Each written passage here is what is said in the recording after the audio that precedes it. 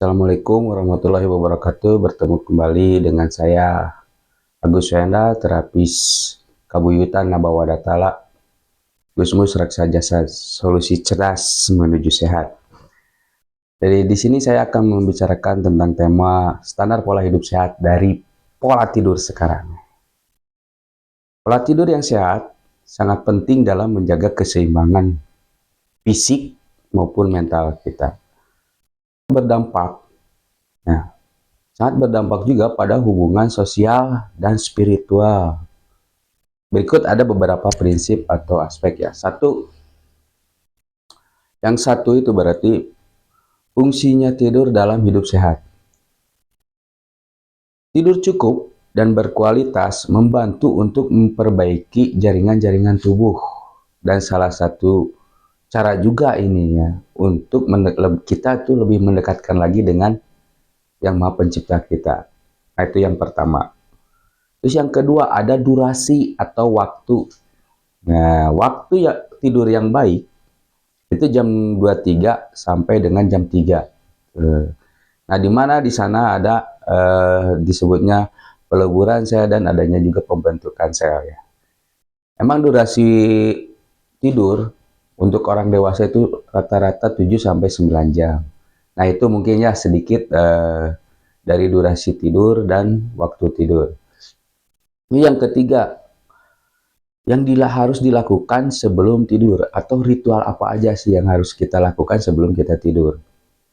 Satu, kita biasa meditasi ya, terus berdoa. Nah, itu yang pertama. Terus apalagi lingkungan tidur yang nyaman.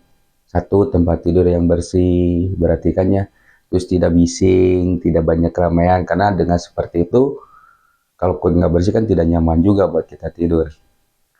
Terus yang ketiga, sebelum tidur itu kita menghindari gadget ataupun elektronik apapun lah yang akan merusak ke pikiran kita, akan masuk input-input informasi-informasi yang negatif. Kecuali kalau kita mendengarkan lantunan-lantunan yang membuat kita itu positif. Itu ya. Yang keempat itu ada dari pola makan. Makanan apa sebelum tidur? Kalau kita berbicara kemarin tentang pola dari pola makan saya sudah membicarakannya. Nah, ini apa? Apa yang harus kita hindari? Ya, yang harus kita hindari adalah pola makan dari makan makanan yang berat. Ya, yang dapat mengganggu pola tidur kita. Maka lebih baik berarti kan ya makanan-makanan seperti apa? Seperti buah-buahan yang bisa melakukan relaksasi ke dalam tubuh kita. Jadi tubuh kita itu harus lebih rileks. Nah, itu jadi hindari makan makanan yang berat sebelum tidur. Nah, yang kelima, prinsip yang kelima itu adalah emosional. Selain faktor fisik, ya, emosional juga berpengaruh terhadap pada tubuh kita. Nah, makanya emosional itu sangat mempengaruhi itu pada pola tidur. Maka kita harus bisa mengontrol emosional kita sebelum tidur supaya kualitas tidur kita itu lebih baik dan berkualitas ya. Jadi kalau kita bisa mengontrol rasa emosional kita, makanya itu akan mempengaruhi ya dan akan lebih baik kepada pola tidur kita itu lebih sehat lagi. Nah, yang keenam itu berarti apa? Kesadaran untuk tidur. Nah, menjaga kesadaran akan pentingnya tidur merupakan langkah awal untuk meningkatkan kualitas tidur kita. Kadang-kadang kan kita suka lupa, wah ya waktu tidur antara aja bahkan sampai kita tidak tidur dalam satu hari itu.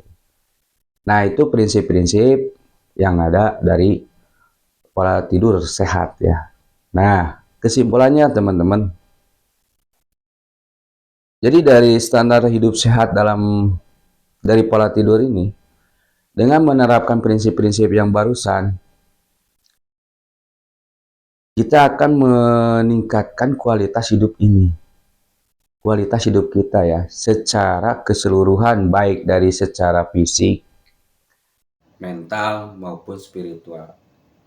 Nah, saya di sini mari kita jaga pola tidur kita untuk mencapai keseimbangan yang ideal. Keseimbangan tubuh kita itu ideal lagi, hidup kita akan lebih ideal lagi. Terima kasih rekan-rekan, cukup sekian dari saya, Agus Soyanda, terapis Nabawadatala.